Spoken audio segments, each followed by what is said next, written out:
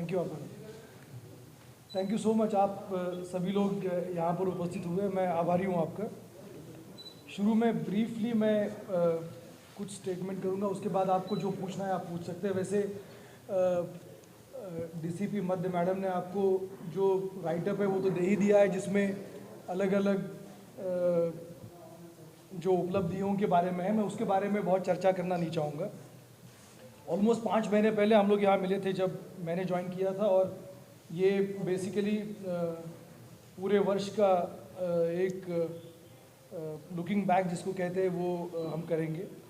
सबसे पहले तो जो क्रिसमस बीता है और जो नया वर्ष आने वाला है उसकी आप सभी को शुभकामनाएं। और पिछले दिनों में आपने लखनऊ पुलिस का अलग अलग फेस्टिवल्स में जो अलग अलग आयोजन हुए उसमें कार्य देखा, जैसे विधानसभा के सत्र हुए, विभिन्न आयोजन हुए क्रिकेट मैच की तरह। मैं बहुत ज़्यादा उपलब्धियों के बारे में इस समय इसलिए नहीं कहना चाह रहा हूँ क्योंकि जो हमने कार्य किए हैं वो आपके समक्ष है, लेकिन जो कमियां हैं और जहाँ जहाँ सुधार होने की आवश्यकता है उसके बारे में मैं आपसे बात करना चाहूँगा। जिन घटनाओं का अनावरण नहीं हुआ है उनके बारे में भी मैं आपके समक्ष उसके रखना चाहूँगा, और जहाँ हम काम कर रहे हैं।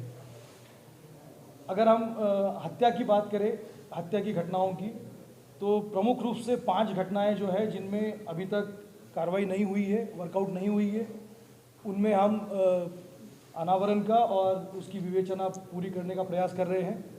ठाकुरगंज में अप्रैल महीने में एक अज्ञात महिला की लाश मिली थी, अभी उसकी पहचान नहीं हो सकी है, हम पूरी कोशिश कर रहे हैं।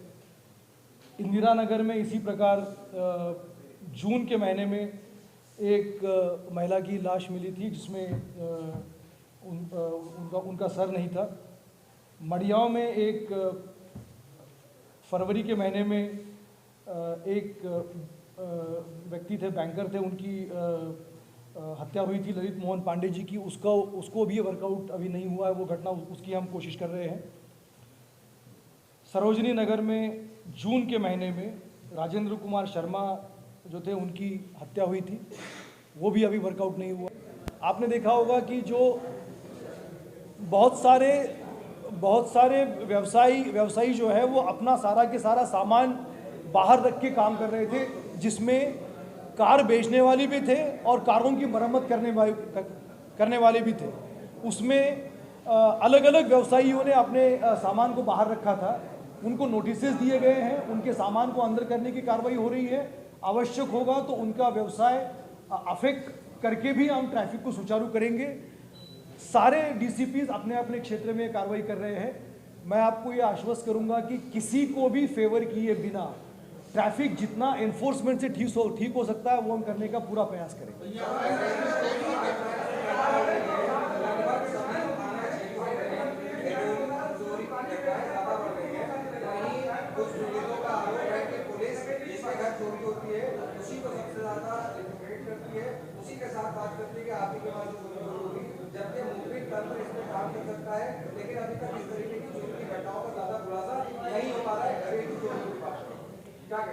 नहीं, देखिए मैं जनरलाइज नहीं करना चाहूँगा। अभी एक चोरी की घटना हुई थी, मैं थाने का नाम और वो नहीं लूँगा, लेकिन उनके परिवार के ही लोग इन्वॉल्व थे जो हमने सुल्तानपुर से बरामद किया है उसको।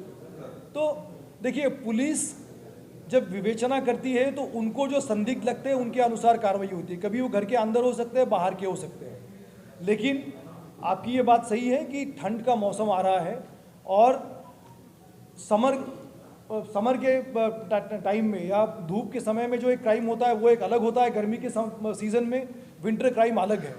पुलिस को इसका एहसास है, सीनियर ऑफिसर्स इसके बारे में ऑलरेडी उन्होंने सोचा है अपनी गश्त और पेट्रोलिंग को ठीक करने के लिए, और विंटर क्राइम जिसको कहते हैं उसको कंट्रोल करने के लिए जो पुलिसिंग में जो चेंजेस होने हैं वो कर रहे हैं, कोशिश हो रही है और हम और भी कोशिश करेंगे।